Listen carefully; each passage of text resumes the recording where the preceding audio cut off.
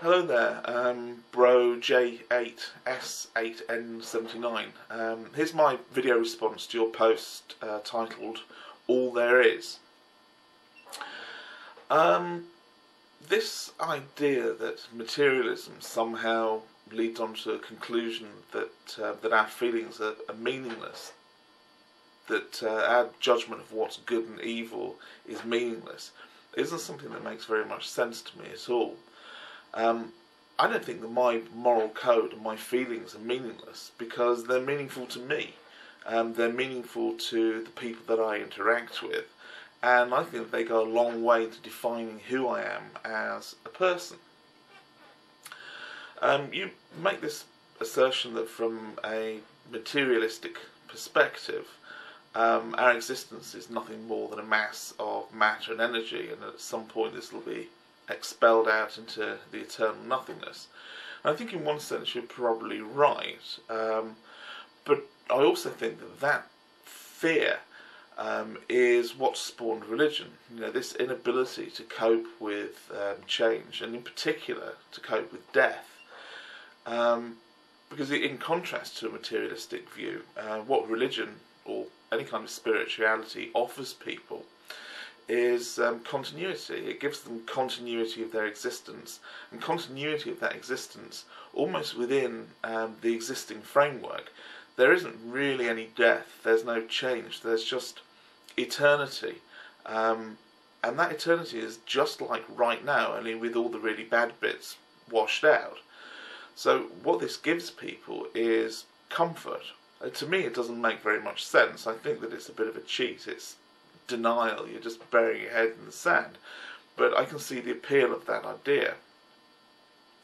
Now you also seem to make the assumption that because we are essentially just machines, then that means that we don't have any kind of free will. And the topic of free will is one of these really, really complex things that's tied up minds that are way better than mine for the last few hundred years. But free will, or even the illusion of free will, doesn't require anything separate from us, like a soul. Now, if we were just purely Newtonian machines living in a mechanistic and Newtonian universe where everything followed rigid formulae, then every time you turn the handle on the machine, you would get the same result. But we don't live in that kind of universe. There's an underlying randomness to the fabric of our universe, the fabric of our reality, that leads to uncertainty. And the universe is actually built on this uncertainty, and in some way it's even likely that that uncertainty gave rise to the universe in the first place. So maybe this is where our free will lives. This is where our illusion of free will comes from. This lack of being able to absolutely predict perfectly the outcome of any set of events. So a materialistic view doesn't necessarily mean a mechanistic view. The question that I have about this is this need for higher meaning. I mean, why? What's wrong with us being nothing more than who we are and what we do? Why do we need a big place in the universe when in reality we are so small? Why isn't it just enough that we can judge what matters to us? If you take into account that we're beings with such short lifespans in the great scheme of things, that the long term is meaningless to us anyway. We can't even comprehend the big numbers, never mind about trying to plan for them.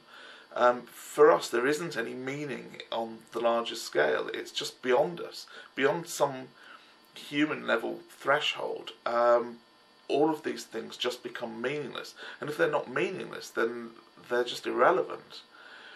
So, I also reject your argument that the materialistic view of the world somehow excludes or is incompatible with the idea of morality, that people who take a materialistic view somehow have to rob some other model because materialism can't support such concepts as morality and good and right and wrong. And I don't agree with you. I think that it's perfectly reasonable for me to have morals based on the way that I interact with other people and how they react to my behaviour, and whether or not my behaviour has a positive or negative impact on them. And I don't need these rules to be given to me by some higher authority. I can work them out all by myself, and all I have to do is extrapolate out from my own experiences and desires and needs and wants and how I feel, and assume that somebody else will feel roughly the same way. And for me, that's what differentiates right from wrong. That's what differentiates good from evil. How I impact other people with my deeds and acts, and how they impact on me. I don't really care about some arbitrary judgment that's based on some mythical intrinsic value. It's really the results that are important. I don't believe that any act or thought is inherently good or evil if it's in isolation. It's only when it's put into action and it affects other people, or if you put it into context and you predict that it's going to have a positive or negative impact on other people, it's only then that you're able to make a judgment. By itself, it's just a thought. And this is why I think that the materialistic view is the most rational view.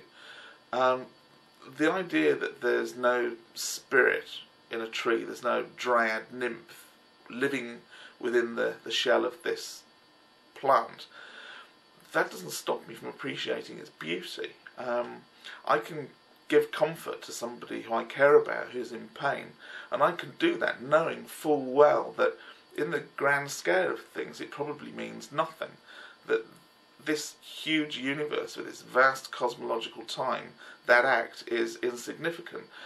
But that doesn't matter because it's significant to us at that time.